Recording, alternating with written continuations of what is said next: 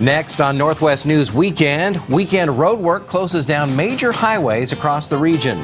But some people are finding a silver lining in all that gridlock. Then, remembering a fallen firefighter, Northwesterners honor the Oregon native killed while battling a wildfire. And all-you-can-eat pancakes, the breakfast event that kicked off one of Boise's biggest summer events. Thanks for joining us on this Saturday. I'm Stephen Kilbreath, and your news starts now. This is NWCN, Northwest News and weather 24 hours a day. Now, Northwest News Weekend. Well, there's been lots of traffic troubles for drivers in the Northwest this weekend. Right now, two busy areas in the Seattle area are closed, along with a 5-mile stretch of Interstate 84 in Oregon. ODOT shut down the eastbound lanes of I-84 between I-5 and 205, so crews can repave that stretch of the roadway. Detours are in place to help drivers get around the closure. That roadway is expected to reopen at 5 o'clock on Monday morning. And in western Washington, drivers can expect slow traffic near Seattle, mainly on the east side in Bellevue. That's where crews closed a portion of the Interstate 405 freeway through Bellevue and also the 520 floating bridge for the weekend. And while these closures are bad news for drivers, King 5's Mitch Pittman found there's always a silver lining. Traffic. That was King 5's Mitch Pittman reporting. Both 405 and 520 are expected to reopen by 5 o'clock on Monday morning. A Northwest native who died while battling a wildfire in Arizona was laid to rest at his home in Oregon today. The public got the chance to honor John Person Jr. at the Rolling Hills Community Church in Tualatin. News Channel 8's Wayne Haverly has more on the service filled with history, tradition, and honor. His family held a private service yesterday. Today, they kept a low profile and were able to take in the ceremony as the public honored their fallen son.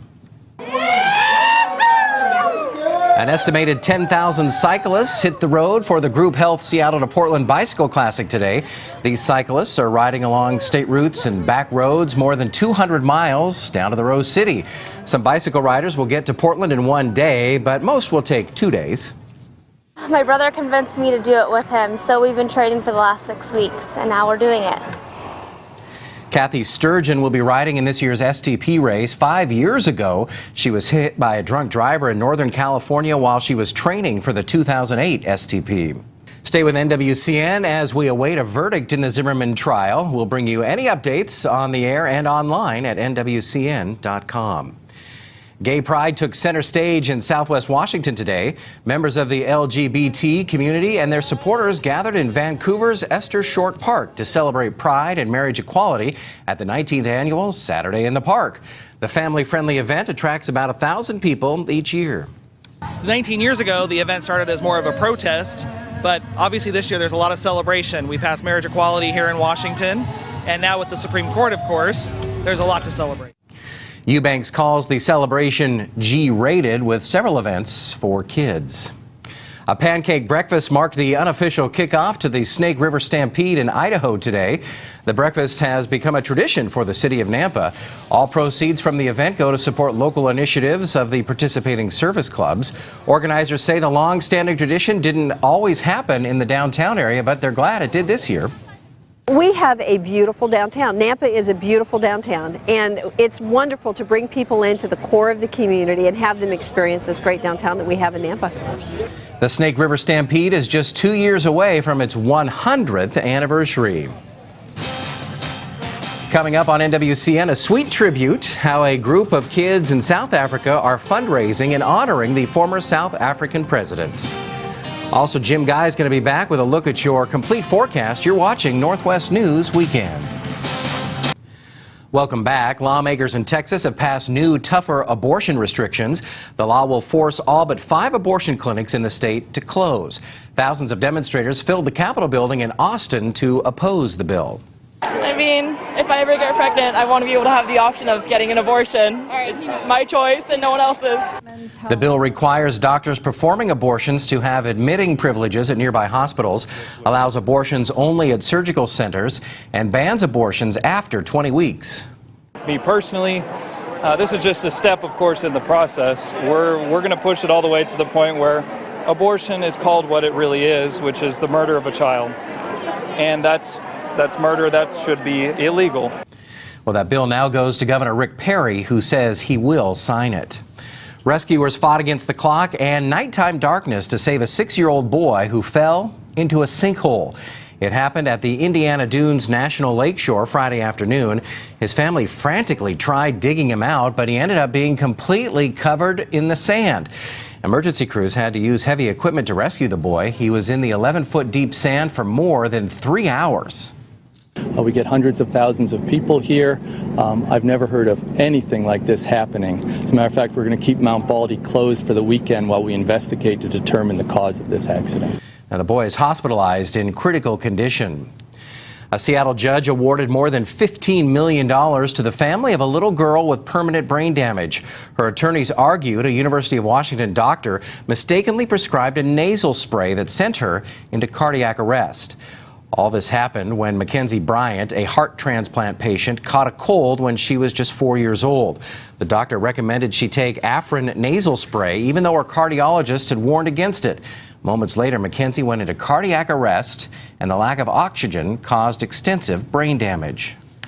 I don't want that to be her life, but I'm so selfish. I want her with me. I want to love her and enjoy her, and I want her back. UW Medicine is self-insured. We're told the money will come from revenue, not taxpayer dollars. The runway at San Francisco International Airport, where Asiana Airlines Flight 214 crashed last weekend, has now reopened. The FAA conducted a final inspection before giving the all clear, including special flyover flights Friday afternoon. Last Saturday's crash killed 3 people, including a girl who died of her injuries Friday morning, and more than 180 people were injured in that crash. In South Africa, a sweet tribute to former South African President Nelson Mandela. A group called Cupcakes for Kids with Cancer put together a fundraiser that honors his upcoming birthday. You can see the volunteers frosting more than 5,000 cupcakes. They are being placed together to form a smiling image of the anti-apartheid icon. The group is raising funds to build a hospital for underprivileged children. We're ambassadors. You know, we stand for the cause, we believe in it, and we would like Madiba's dream to come true. South Africans affectionately refer to Mandela as Mandiba, as you heard there. He remains hospitalized in critical but stable condition. He'll turn 95 years old on Thursday. Fewer than 2 months after it collapsed, construction has started on the permanent replacement for the Skagit River Bridge. Thousands of drivers have to use a temporary bridge on I-5. They've been doing that for the past few weeks. But the state DOT says it has moved in 2 barges and a large construction crane. Construction crews will use this stretch of I-5. They're actually going to close the stretch of I-5 after Labor Day, after the summer rush, so they can start installing the new bridge. And it's been talked about for years now, but now the idea of a hotel next to the Oregon Convention Center is one step closer to reality.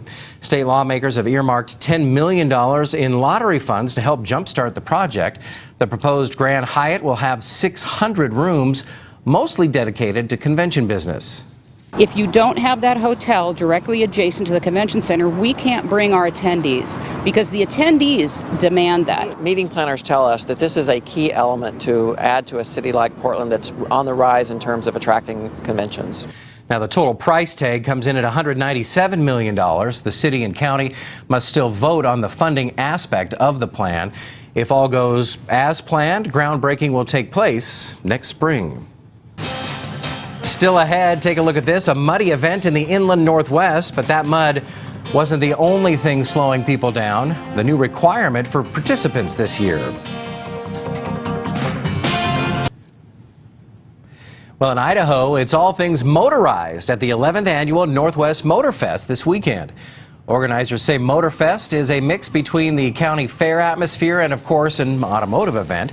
Events include a car show, drag racing, and one of the biggest draws, the Whole Shot event. It pairs brothers against brothers, husbands against wives, it's stranger against stranger, you know, it's gearheads that's been talking smack to other gearheads. This is a chance for them to actually flex the muscles of their cars and show off. The event is happening through Sunday at Expo Idaho in Boise. Thousands of people flooded into Spokane's Riverside State Park Saturday to take part in the annual Dirty Dash. But the mud wasn't the only thing slowing Dirty Dashers down. Every person coming through the park needed a Discover Pass. KREM 2's Sean Chitness has more. Certainly looks a lot of fun, doesn't it? You're watching NWCN. You can keep it here or log on to NWCN.com for Northwest news and weather 24 hours a day. Also follow us on Twitter and like us on Facebook for any late breaking news and, of course, continuous weather updates. We're back in 2 minutes.